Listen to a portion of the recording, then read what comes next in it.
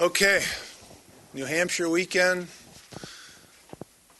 Nice to see the puck go in the net. Nice to see the balance in scoring. I thought the quality of play improved significantly from the last time we played. I don't think that's a coincidence because that was more of what we were expecting when our season started, and frankly, that week off probably gave us the best opportunity to build a little bit of chemistry that I've already spoken about, so I won't nauseate you over more of that discussion, but I really thought that allowed our team to build a little bit of chemistry, depth in our lines, and so on. So it was nice to see. We had productivity from all four lines. I don't know what the number was, but our scoring was spread out throughout the lineup. We scored on the power play. We scored shorthanded. We scored off the rush. We scored off our forecheck. We scored in transition. So that was all good stuff, things that we've been working on. It was nice to see some of it come together. We had lots of respect for New Hampshire. Real good offensive start to their season. And to be able to shut them down on Friday, I think, was a confidence boost for our team. And then I thought a good takeaway on Saturday night was we gave up two-goal leads. That wasn't the good part. But the fact that we didn't waver from what we were doing, and we maintained our focus to be able to finish the deal and win the game without really any panic or frustration was a real positive. So I thought that weekend we saw our team kind of grow a little bit and take a step, which is a positive. We know we have a long way to go from there, but lots of positives to build on. We got Ryan Keller back in the lineup for one game, so we have one man back, which is positive as well, and we didn't have any go down. So that's a positive, the way the season went. And now we face a nice challenging test that we know will be real tough out in BC. They have a real good team. I think it's a kind of a prototypical Jerry York type team, very skilled, a lot of depth on their team.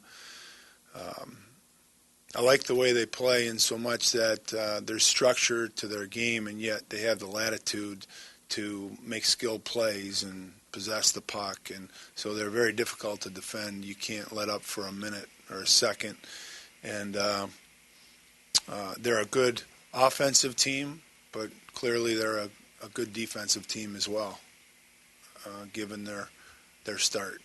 So we're fired up about going out there and seeing where we sit, and know that that'll be a huge test for us to date.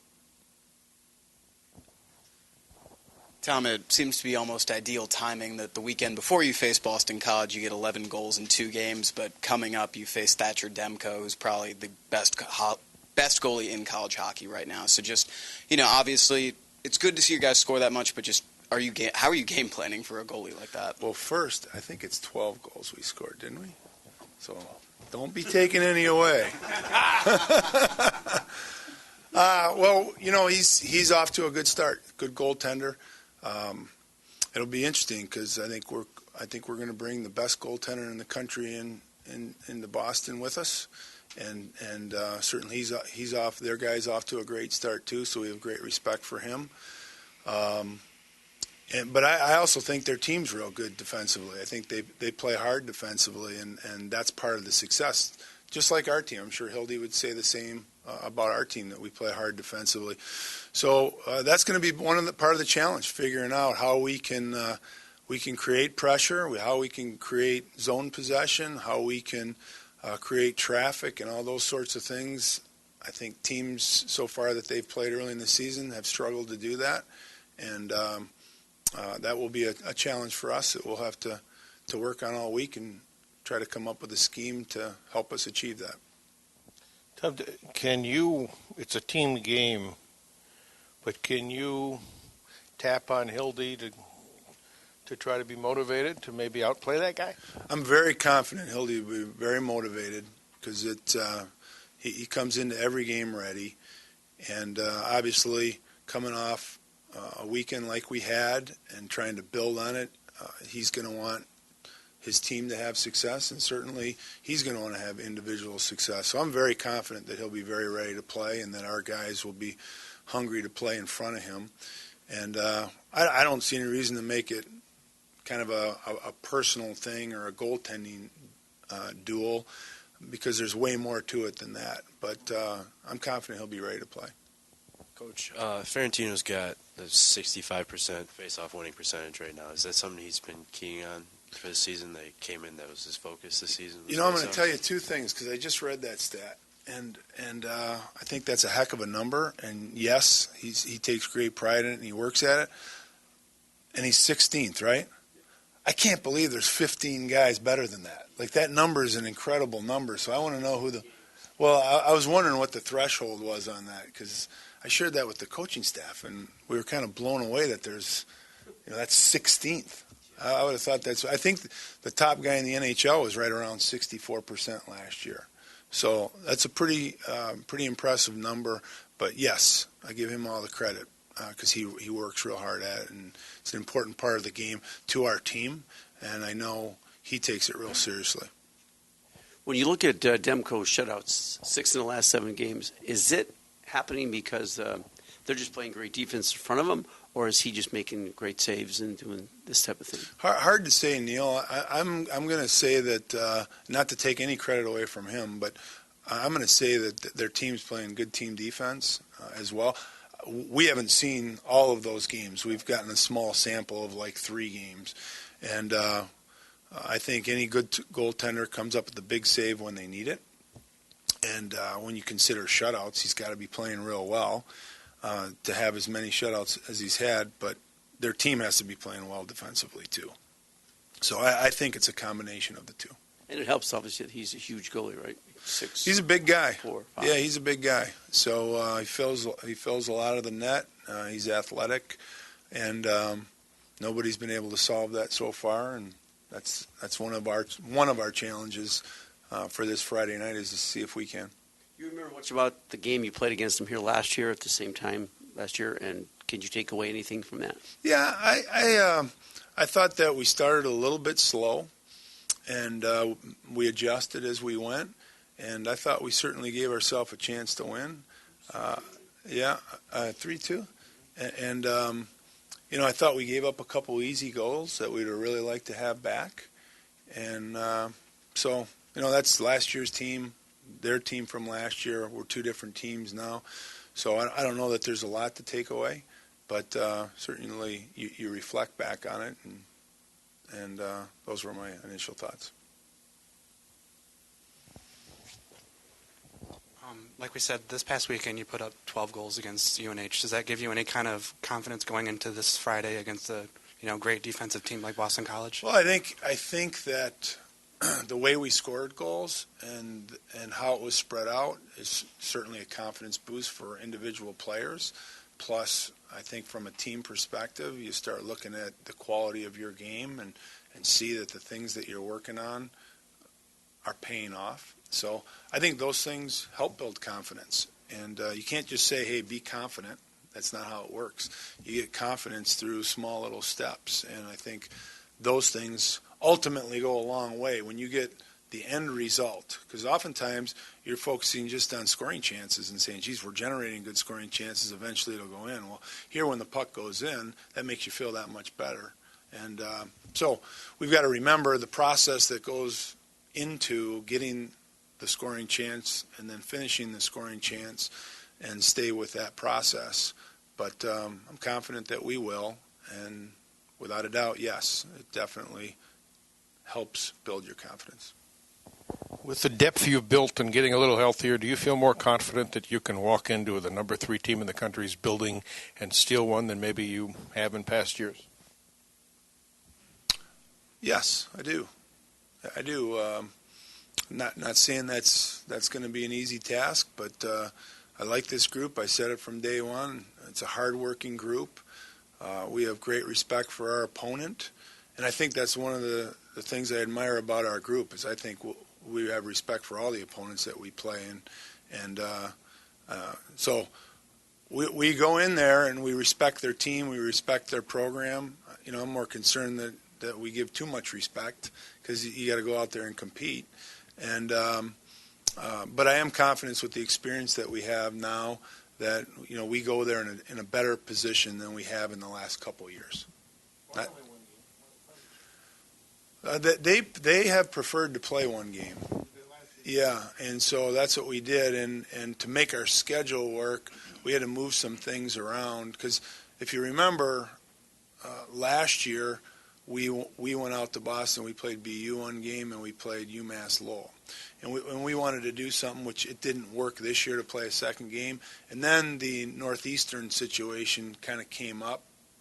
Mark Hollis asked if we can kind of massage our schedule. So we had to figure a way to make something work. So by adding that one game against Northeastern, it only worked if we had one game during this particular trip. But I think Jerry prefers to play, seems like, one game. Now that we're just over a month into the season, can you comment a little bit on Mason's development as a freshman, how his play has improved since the season began? Well, I think it's gone probably as well, maybe even in some cases a little better than I thought. I thought he got off to a real quick start. I think our circumstances might have put too much burden, might be too strong of a word, but may have put more emphasis on him and even some of the other freshmen earlier than I wanted to, or that we intended to, just because of the injuries in game that occurred.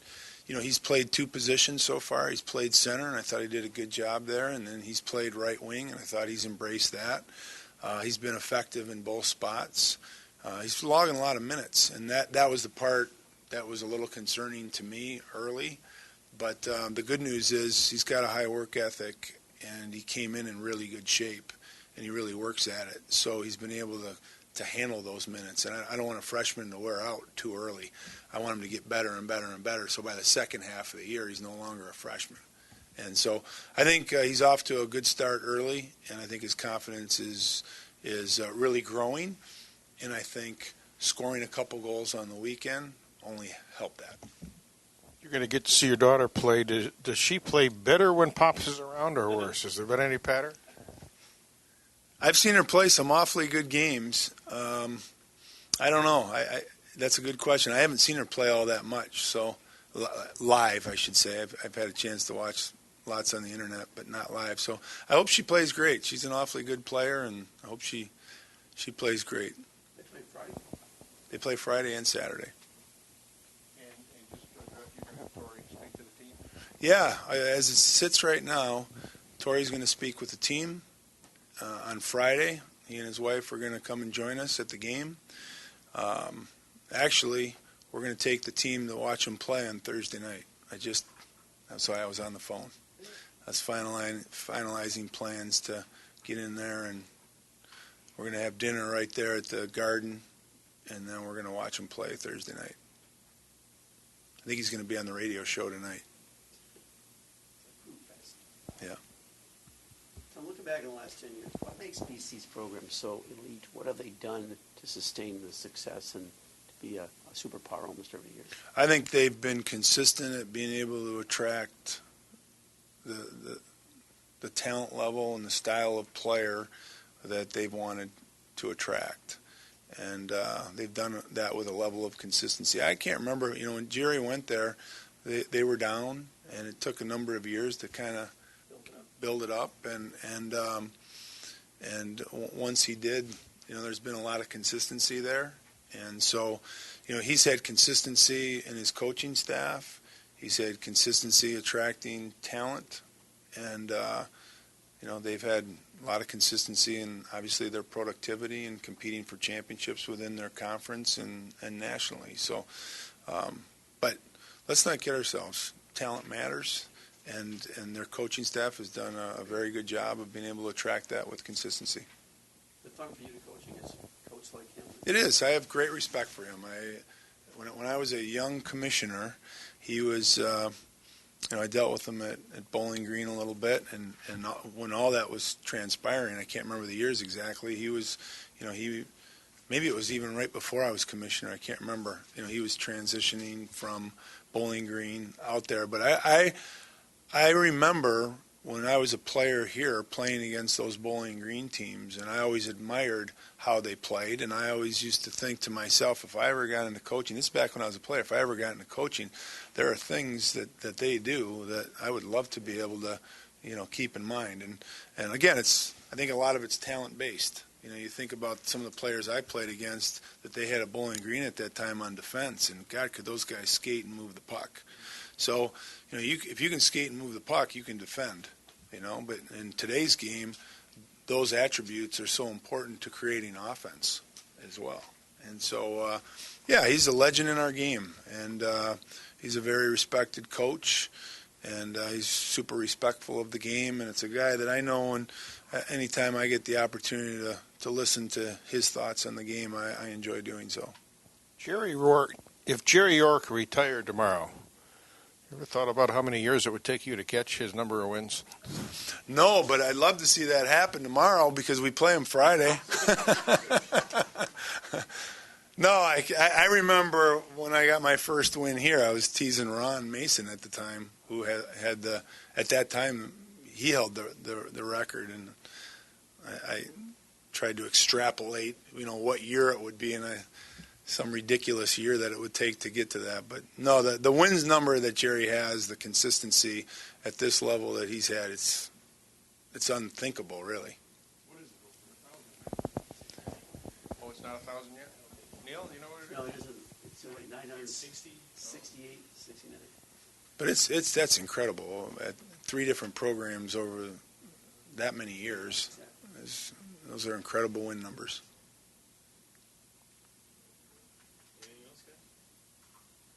Okay. See you guys later.